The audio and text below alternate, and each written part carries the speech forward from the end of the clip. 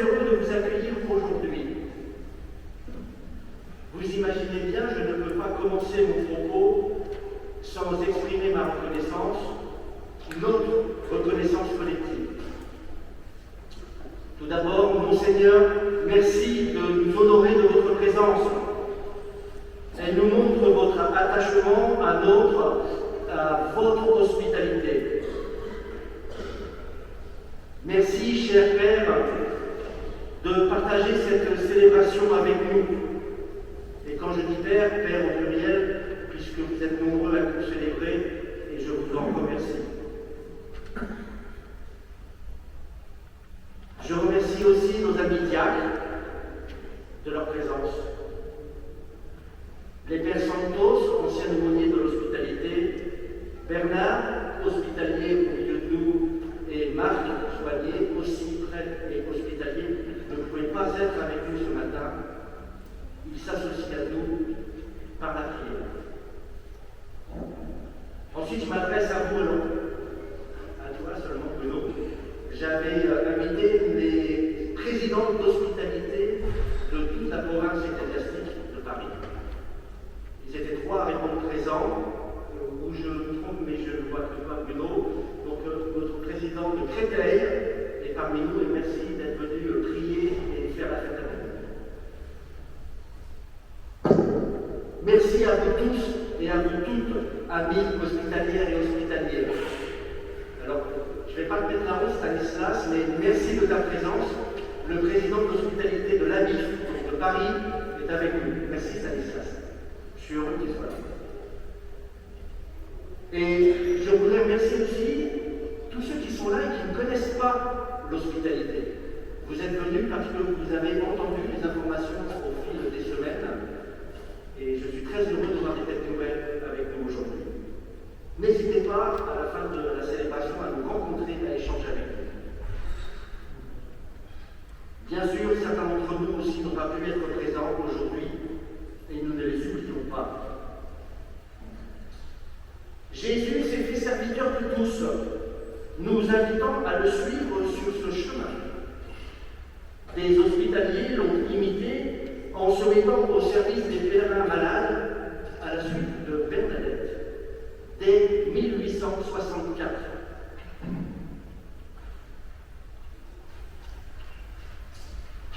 En 1929, l'hospitalité de Versailles a vu le jour. Elle regroupe des pèlerins des secteurs de Versailles, Pontoise et Corbeil. Le pèlerinage s'organise conjointement sous forme de fédération. La création en 1966 des 6 départements parisiens et des diocèses associés ne modifie pas dans l'immédiat cette organisation, mais le pèlerinage devient interdiocésain. En 1984, l'hospitalité de Pontoise prend son indépendance et organise son propre pèlerinage, mais le groupe de Corbeil continue à prendre part au pèlerinage de Versailles qui se déroule au mois de juillet. Et puis, en 1994, Monseigneur Guilherme Bulot, deuxième évêque du diocèse de Corbeil-Essonnes, a souhaité donner vie à une hospitalité interne à notre diocèse.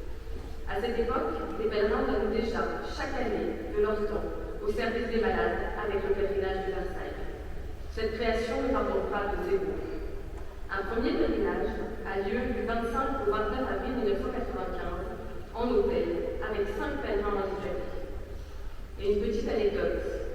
Cette première année réelle d'existence de l'hospitalité, l'année 1995, s'est placée sous le signe de l'espérance.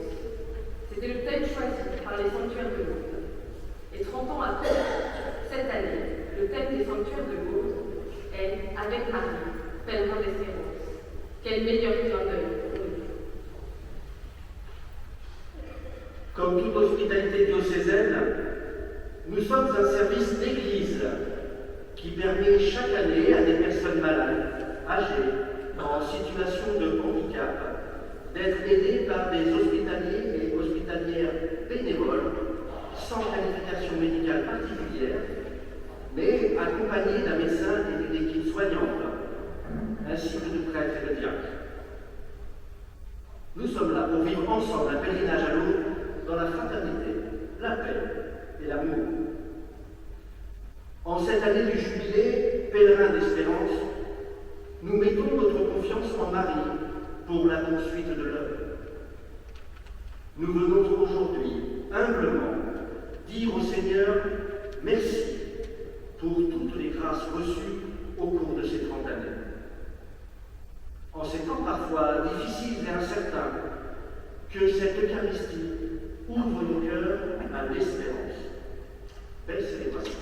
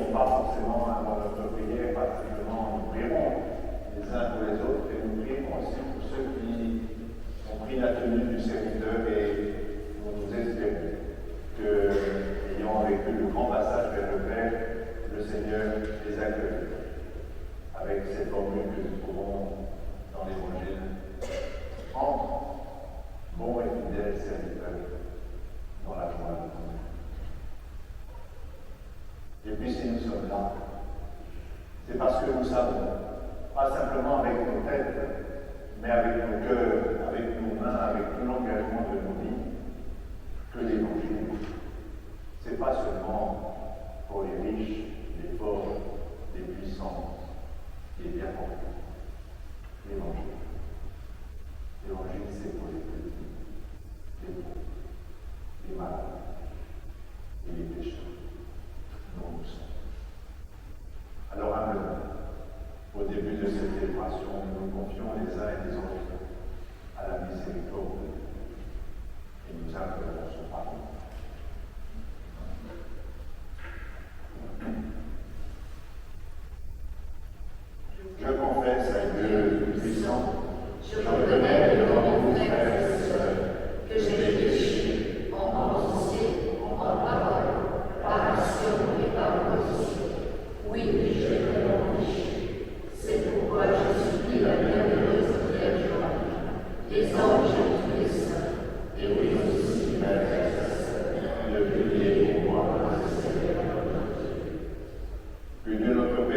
descendamment nous fasse miséricorde, qu'il nous pardonne nos péchés, et nous conduise ensemble dans la vie éternelle.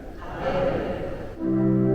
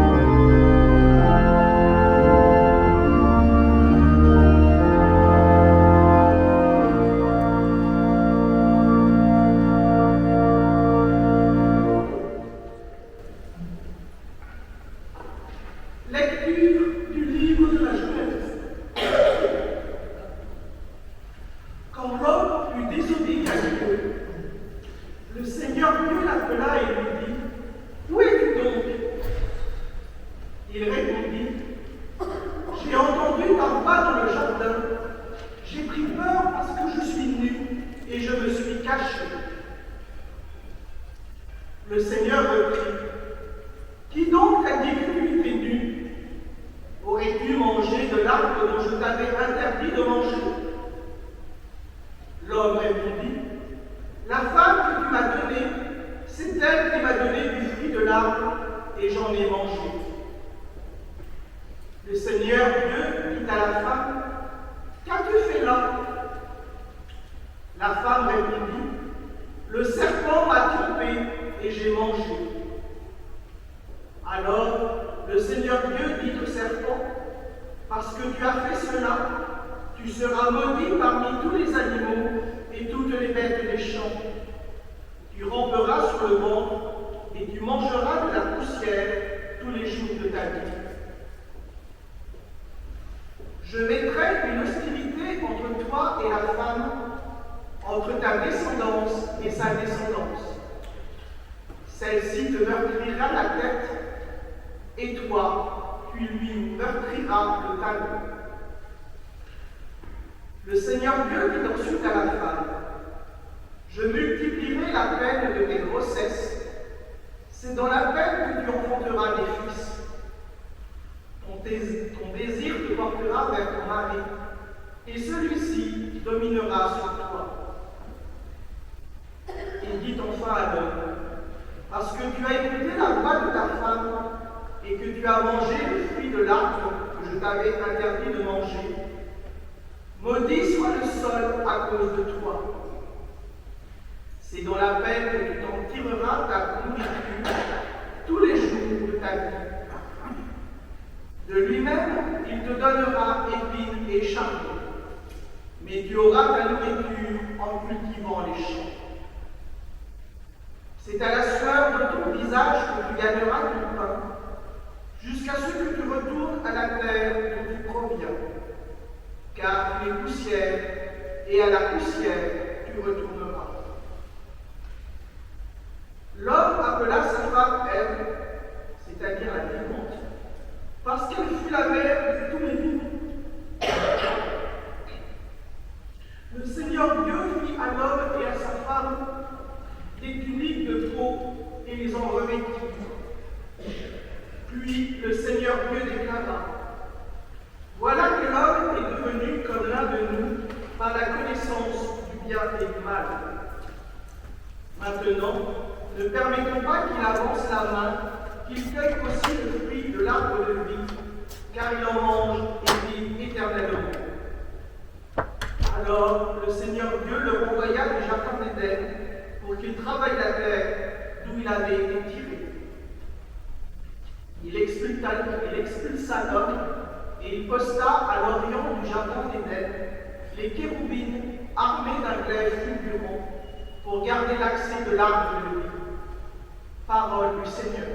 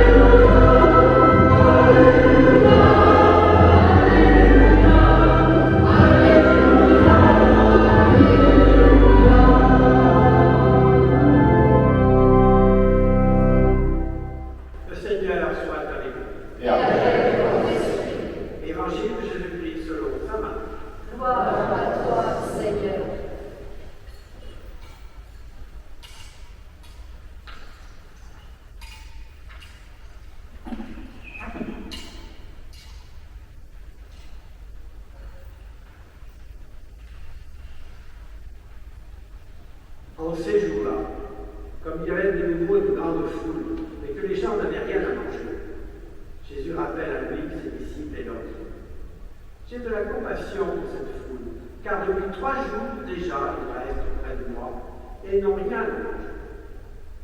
Si je les renvoie chez eux à jeun, ils vont défaillir en chemin, et certains d'entre eux sont venus de loin. Ses disciples lui répondirent: où donc pourrait-on trouver du pain pour les rassasier ici dans le désert? Il leur demanda: combien de pain avez-vous? Lui dirent: 7. Alors il ordonna à la foule de s'asseoir par terre, puis prenant les 7 pains et rendant grâce, il les rompit et les donnait à ses disciples pour que ceux-ci les distribuent. Et ils les distribuèrent à la foule. Vous avez aussi quelques petits poissons que Jésus bénit et fit aussi distribuer. Les gens mangèrent et furent rassasiés. On ramassa les morceaux qui restaient. Cela faisait 7 corbeilles. Or, ils étaient environ 4000. Puis Jésus les renvoya. Aussitôt montant dans la barque avec ses disciples, il alla dans la région de Dalmanuta. Acclamons la parole de Dieu. Rends grâce à Dieu, Jésus.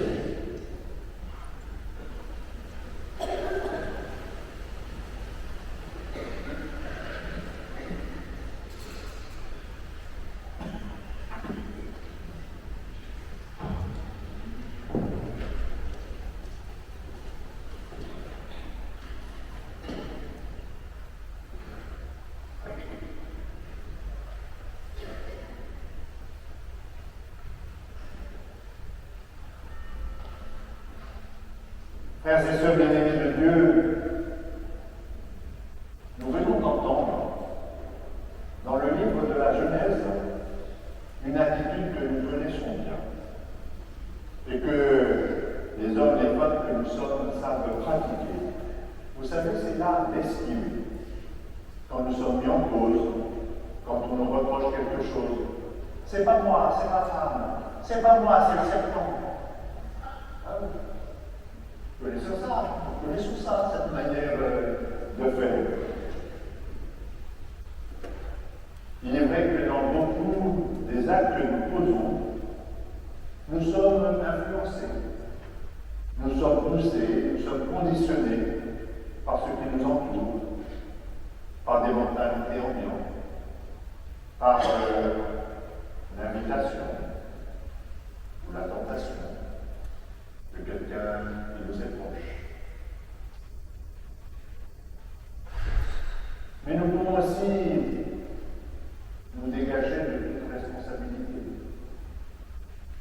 Pouvons-nous nous dégager de toute responsabilité dans un acte ou une parole que nous avons posée ou qu'on nous reproche? Il est vrai que tout le poids du monde, tout le poids du mal du monde, tout ce qui fait mal aux hommes ne repose pas que sur moi ou que sur nous. Comme l'évoque d'ailleurs cette figure énigmatique du serpent qui est présent dans le récit et qui fait qu'on ne peut pas tout mettre sur le dos d'Adam et d'Ève.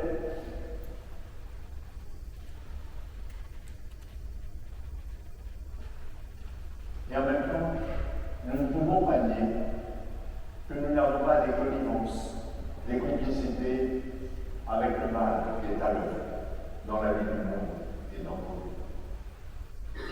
C'est d'ailleurs bien à cause de cela, au début de chaque célébration qui nous rassemble, comme ce matin, nous reconnaissons que nous sommes pécheurs. Que nous avons une proportion à nous replier sur nous-mêmes. C'est cela le péché, de replier sur soi. Que nous avons une proportion à nous trouver des excuses pour ne pas bouger, pour ne pas changer, pour ne pas agir.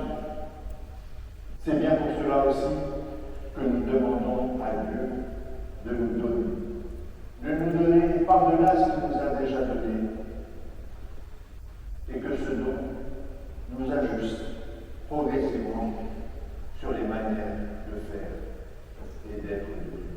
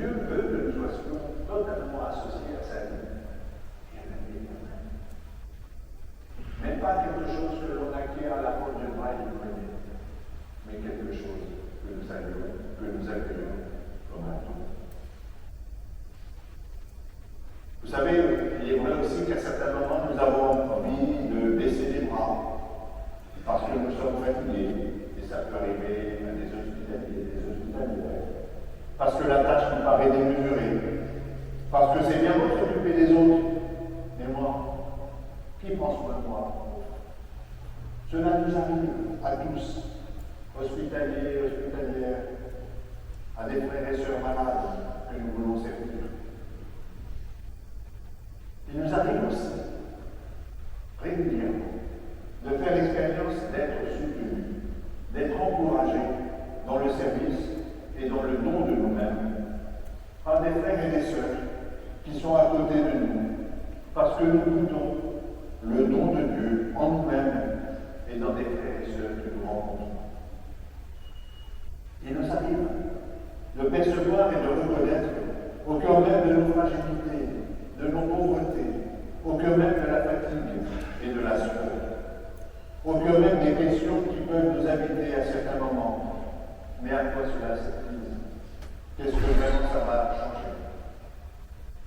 Il nous arrive d'expérimenter au cœur de tout cela que du don, que de la vie, que de l'amour sont à l'œuvre.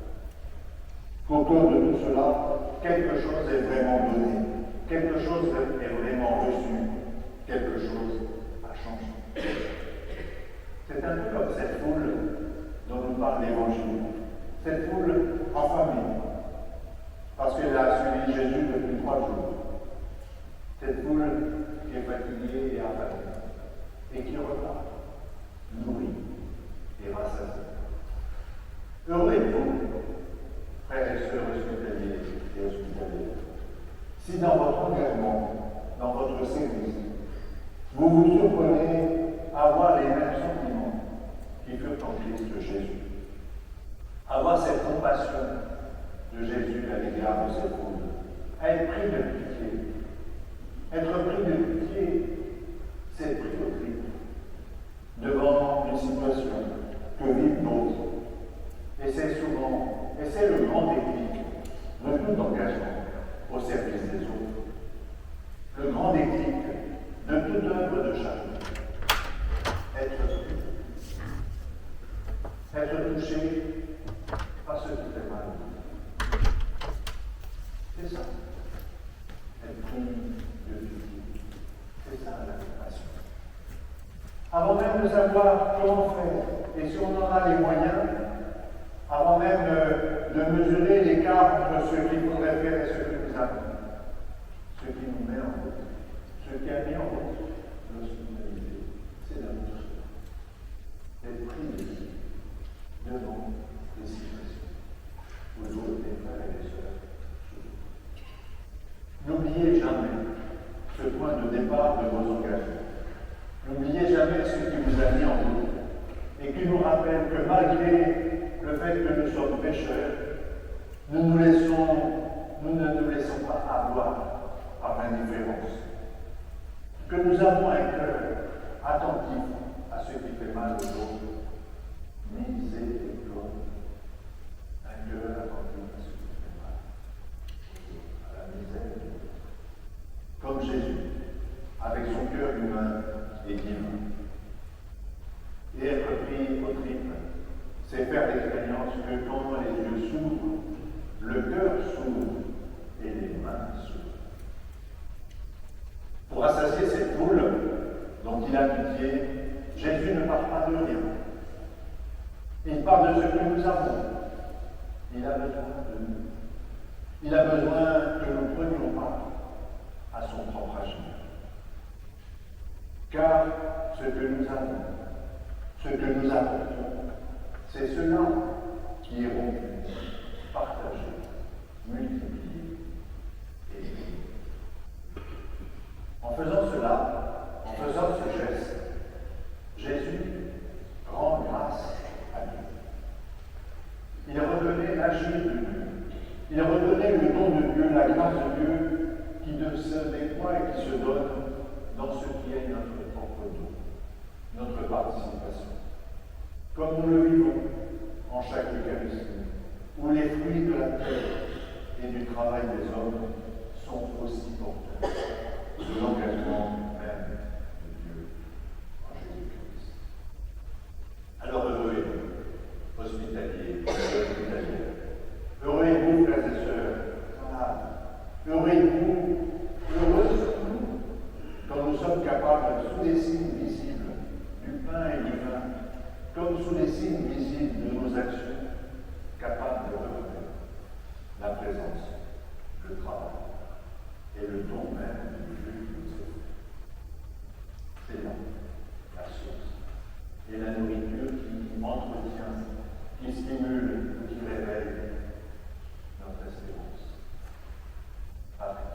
être des témoins d'espérance.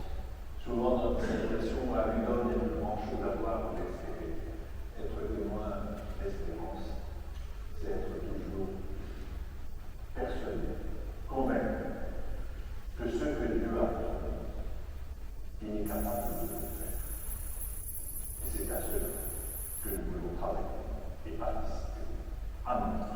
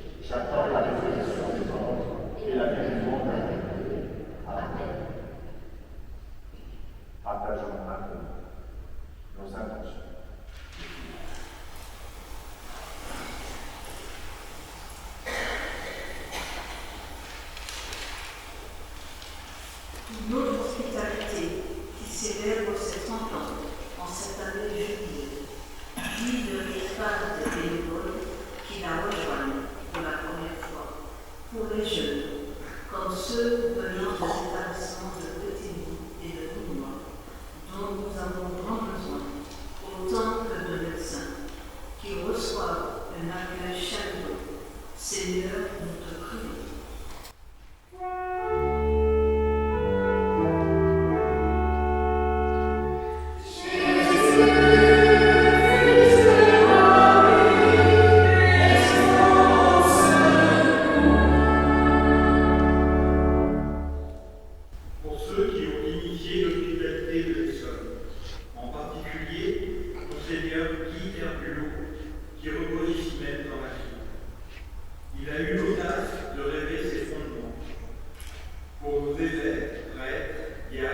Religieux et religieux qui l'ont consolidé et le consolide encore. Seigneur, je rends grâce.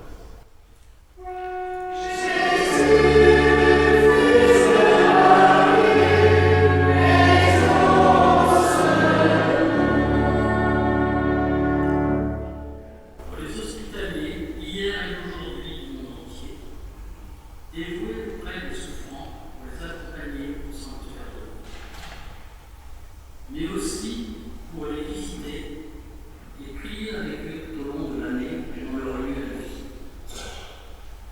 Pour leurs femmes qui n'osent pas toujours demander aide et réconfort, Seigneur, je prie.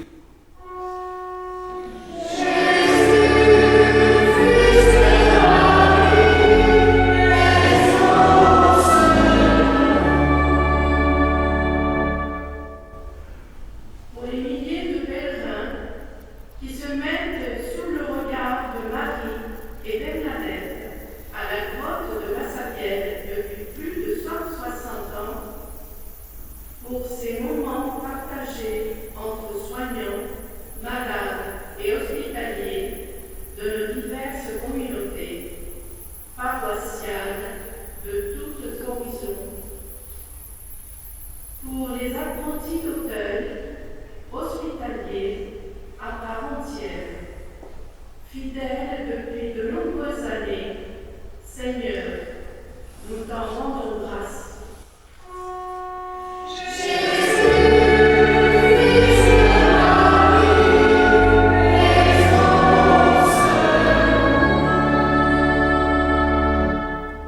Pour que nous poursuivions la mise en œuvre du synode diocésain, évangélisé en prenant soin, et continuions d'être pleinement au service.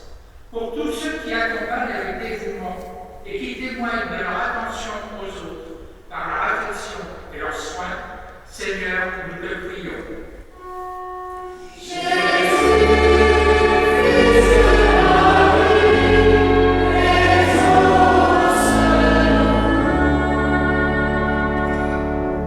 Deux intentions familiales.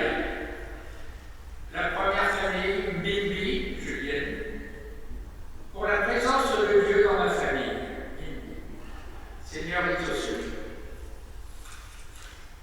Pour la famille, Lambé, messe d'action de grâce pour les bienfaits du Seigneur envers ma famille.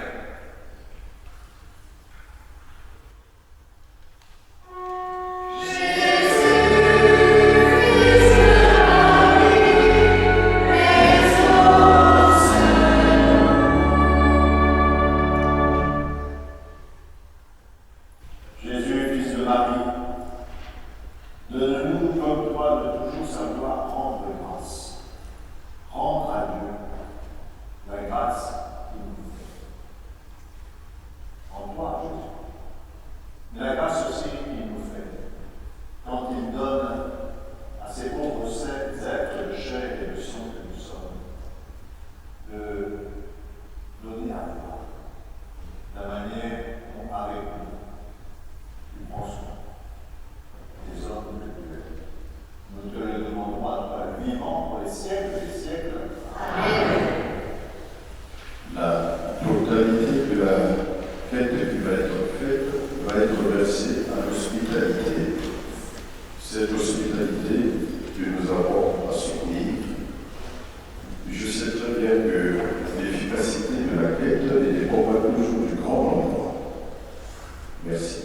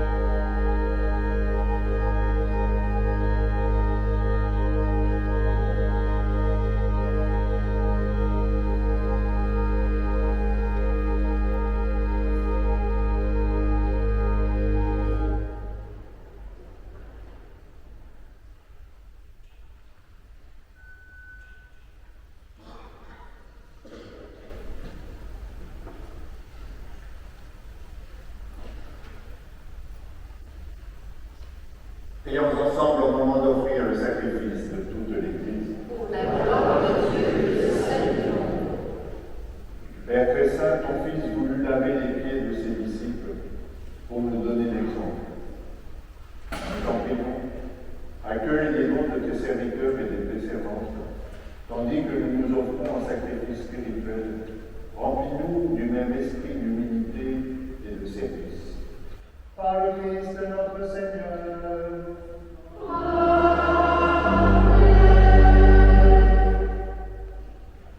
Le Seigneur soit avec vous.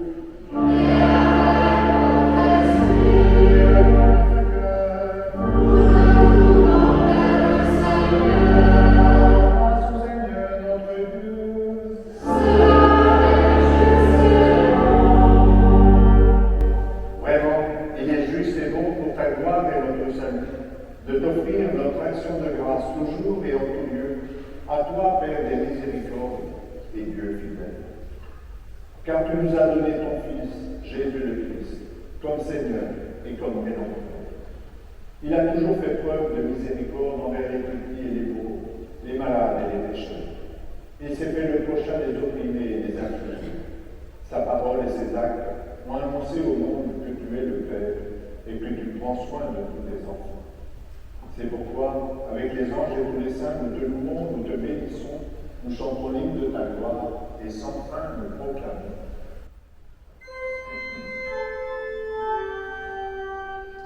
Sans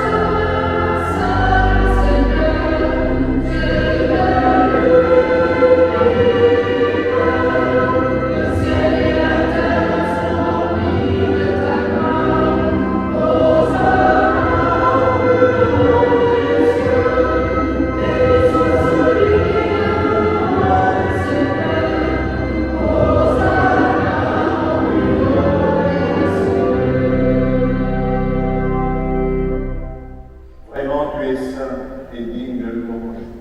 Dieu qui aime tes enfants. Toi qui es toujours avec eux sur les chemins de cette vie. Vraiment, ton Fils Jésus est béni, lui qui se tient au milieu de nous, dans son amour nous réunit. Comme autrefois pour ses disciples, il nous ouvre les Écritures et nous le pain. C'est pourquoi, Père très aimant, nous t'en prions.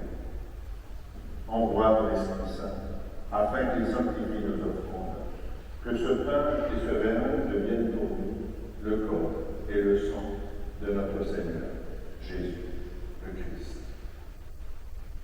La veille de sa passion, la nuit de la dernière scène, il prit le pain, dit la bénédiction, le rompit et le donna à ses disciples en disant « Prenez et mangez-en tous, ceci est mon corps, livré pour vous. »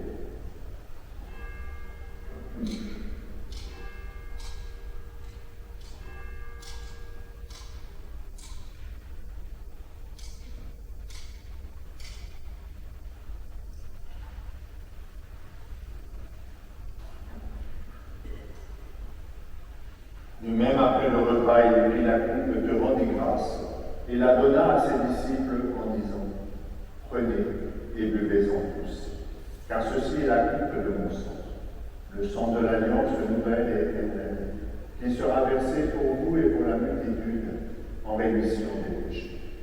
Vous ferez cela en mémoire de moi. »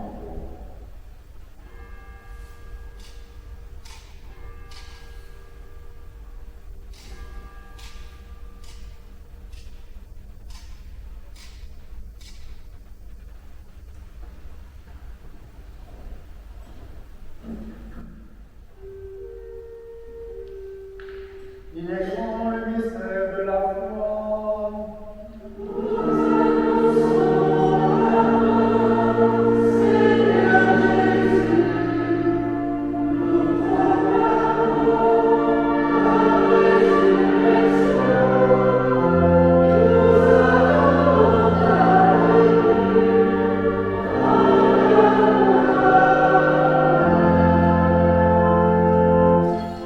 Voilà pourquoi, Père très saint, nous faisons mémoire de ton Fils, le Christ, notre Sauveur, que tu as conduit par la passion et la mort sur la croix, à la gloire de la résurrection pour qu'il siège à ta droite. Nous annonçons jusqu'à ce qu'il vienne l'œuvre de ton amour. Et nous t'offrons le pain de la vie et la coupe de bénédiction. Regarde avec bonté l'offrande de ton Église qui te présente par nos mains ce qu'elle a reçu de toi, le sacrifice pascal du Christ. Que la force de ton esprit d'amour fasse de nous, dès maintenant et pour l'éternité, les membres de ton Fils, nous qui communions à son corps et à son sang.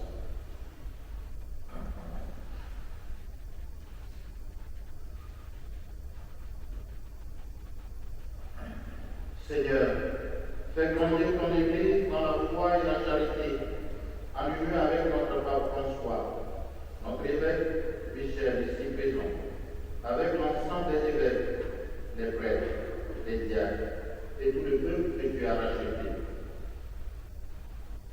Ouvre nos yeux aux détresses de nos frères et sœurs, inspire-nous la parole et le geste qui conviennent, pour réconforter ceux qui peinent sous le poids du fardeau. Donne-nous de les servir avec un cœur sincère, selon l'exemple et le commandement du Christ lui-même. Fais de ton Église un vivant témoignage de vérité et de liberté, de justice et de paix, afin que l'humanité tout entière se lève comme une espérance nouvelle.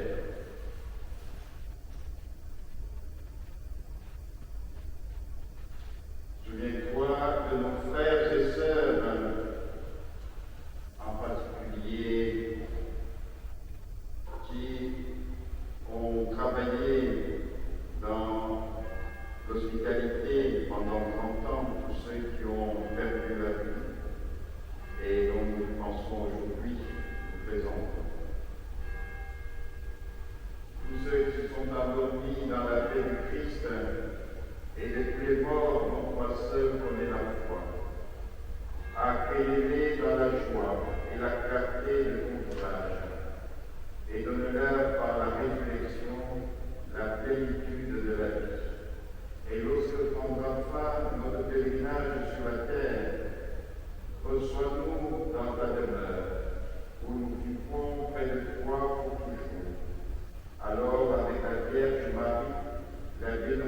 Mère de Dieu, avec les apôtres et les martyrs, dont Saint Corbinien et tous les saints, nous pouvons te louer et te magnifier par ton Fils Jésus le Christ.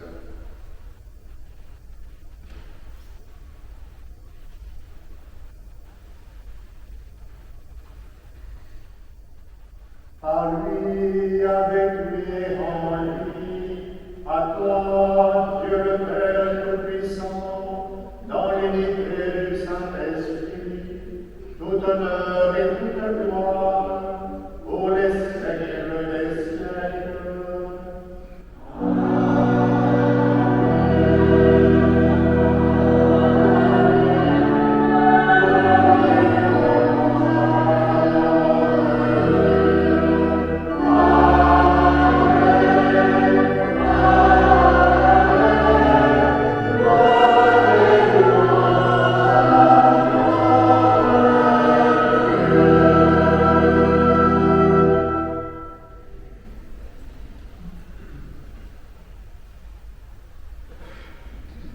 Comme nous l'avons appris au Sauveur selon son commandement, nous osons. Notre Père, qui es aux cieux, que ton nom soit sanctifié, que ton règne vienne, que ta volonté soit faite sur la terre comme au ciel. Donne-nous aujourd'hui notre pain de ce jour. Pardonne-nous nos offenses, comme nous pardonnons aussi à ceux qui nous ont offensés. Et ne nous laisse pas entrer en tentation, mais délivre-nous du mal. Délivre-nous de tout mal, Seigneur, donne la paix à notre temps. Soutenus par ta miséricorde, nous serons libérés de tout péché, à l'abri dans toute épreuve.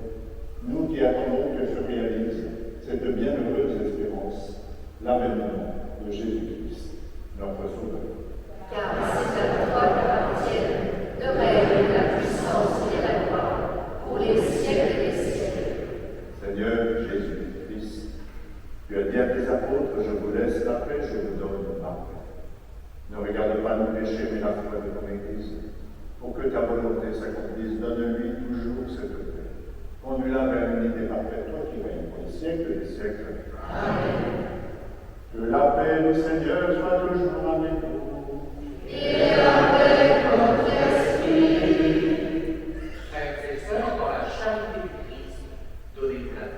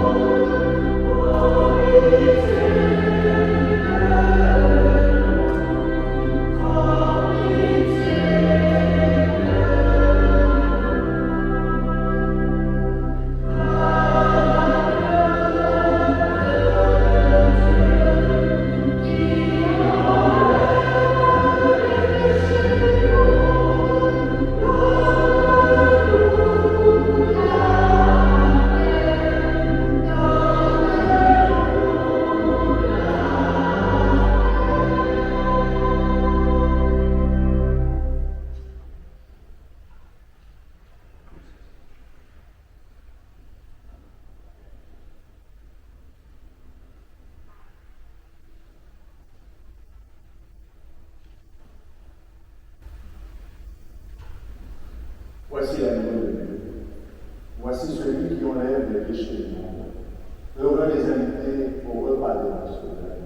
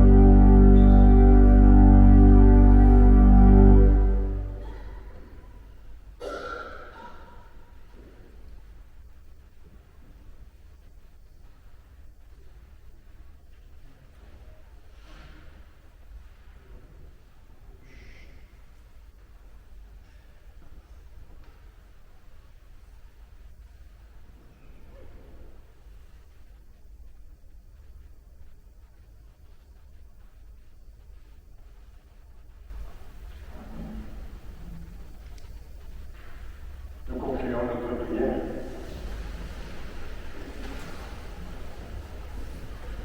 De notre Père qui nous a nourris de ta parole et de la vie donnée de Jésus ton Fils. Que cette nourriture nourrisse notre foi, notre espérance et notre charité. Et qu'elle nous tienne en tenue de service pour nos frères et sœurs fragiles et malades que tu aimes. Nous te le demandons à toi, le vivant, pour les siècles des siècles. Amen. Et nous enchaînons sur cette prière de jubilé que nous prions ensemble.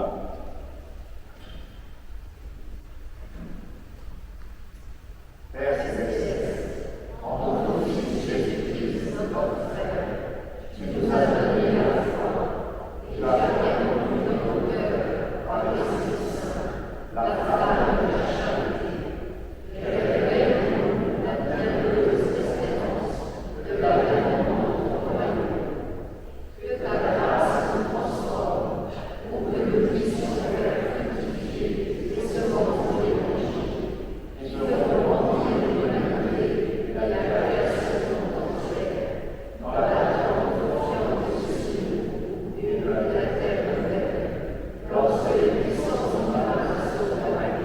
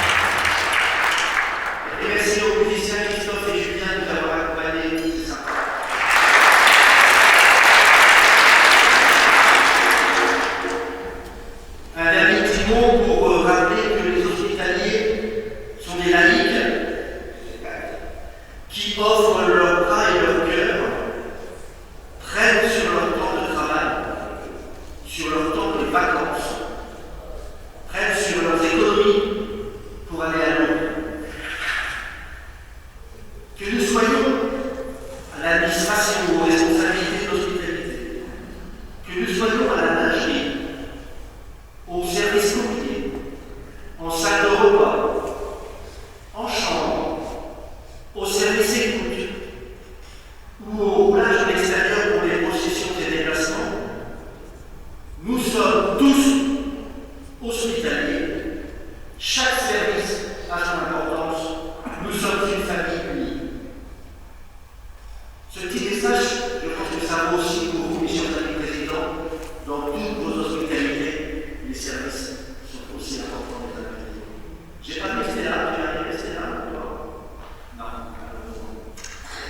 Merci aussi à tous les hospitaliers qui nous ont précédés et qui ont permis que nous soyons encore là aujourd'hui. Bien sûr, merci à tous les jeunes et moins jeunes qui vont encore grossir les rangs dans les années à venir. Il faut arriver à 40, à 50, à 60. Pour information, la LIV, Stéphane, vous fêtez, Stanislas, pardon, vous fêtez les 100 ans de l'hospitalité cette année.